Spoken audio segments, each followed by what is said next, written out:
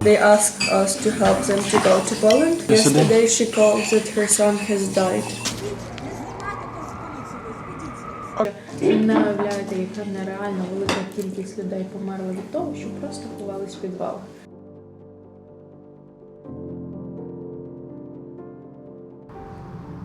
Je fais le tour de la ville avec Olena. Elle m'emmène dans des endroits, tu verrais.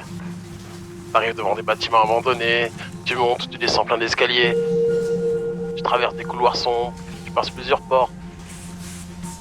Parfois on se retrouve dans des sous-sols. J'ai l'impression d'être dans les endroits cachés de mes vadrouilles à Paris. Là je suis dans mon élément, je kiffe. Hein. Et Olena, faut pas croire, mais c'est un vrai agent secret. Hein. Dans chaque endroit, on aide son pays de façon différente. Du militaire à l'humanitaire. Ce matin, on était dans une usine de fabrication de filets de camouflage pour l'armée. Et on allait voir comment les restaurants et volontaires préparaient des plats pour ceux qui arrivent des villes bombardées. Mais c'est vraiment à la chaîne. Ils préparent des milliers de repas par jour pour tous les gens qui arrivent à le vivre. Et souvent, ce sont des mères avec leurs enfants. Из Украины, еще А кто? Российские люди, Владимир Путин. Ces Ukrainiens ont plusieurs endroits où dormir. Notamment ce studio photo là qu'ils ont réaménagé en centre d'accueil provisoire. Oui, je dis provisoire parce qu'ils ne peuvent pas rester plus de 3 jours. Hein. Ils doivent laisser la place aux autres qui arrivent à l'est. Мы думали, что мы вообще на улице будем. Да, мы поздно приехали, еще комендантский час. Мы очень переживали, что если такси нас не подвезет, Не то, что такси, мы жилье не могли долго найти. страшно на вокзале. Souvent elles restent une nuit et partent vers l'Europe. Mais elles n'ont rien. Elles laissent tout derrière elles. Leurs maris sont restés pour se battre. Seules les femmes, les enfants et les personnes âgées peuvent quitter le pays. И матеря, потому что они очень... У меня вот маме 90 лет, она просто не смогла эту дорогу пережить. Там остался мой сын с ним, зять. Ce que j'ai trouvé le plus bizarre, c'est que tous les enfants que je croise sont hyper calmes. Ils viennent me faire des dessins. Il y en a même un qui m'a préparé des cookies. Mais j'ai du mal à savoir s'ils se rendent compte de la situation. Que c'est la guerre ? Ils ne reverront peut-être jamais leur père ou certains membres de leur famille. Mais tu sens que les mamans essaient au maximum de les préserver de ça. Elles évitent au maximum de parler de toutes les horreurs qu'elles ont vues. Мои друзья проживают в Киеве, вот сейчас сидят в подвале в Буче. Они не могут выбраться оттуда. У них нет еды, они прослушивают их телефоны. Все очень жестко. И они уже прощаются с нами. Не думала, що так от чужі люди можуть допомогти, правда. Свої Дуже. люди. Свої люди, не чужі. Свої. Ну, вибачте, А нічого. я не так сказала.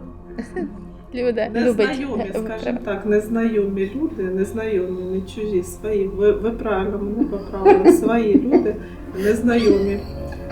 Так допомогли мені, моїй дитині. À l'est de l'Ukraine, beaucoup parlent russe. Et les femmes que je croise me disent qu'elles ne pensaient pas être aussi bien accueillies. Ils auraient pu être des espions. Oui, toutes ces choses, ce sont pour des enfants. Et là où je suis, on leur donne un lit, de la nourriture. Ça montre la solidarité qu'il y a ici. Ce qui est assez fou dans cette ville, c'est que chacun a sa tâche, son rôle. Ils sont super bien organisés. Tout le monde a délaissé sa vie pour en prendre une autre. Avoir un métier, d'autres responsabilités. Bien sûr qu'il y a de l'attention. Les Russes sont quand même dans leur pays. Donc même s'il y a tout ce côté positif, tu vis avec une tension H24.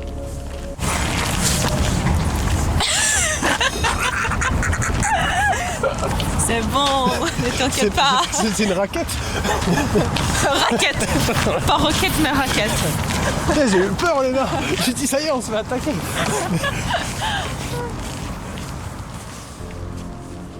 Il y a un truc qui vient d'exploser à 10 mètres de nous. J'ai flippé. C'est limite pire que quand j'étais pas loin des chars russes.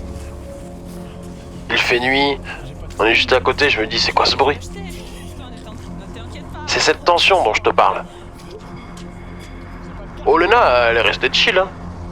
Mais c'est quand même flippant. Hein. J'ai l'impression que c'est tellement leur quotidien qu'ils ne font même plus attention.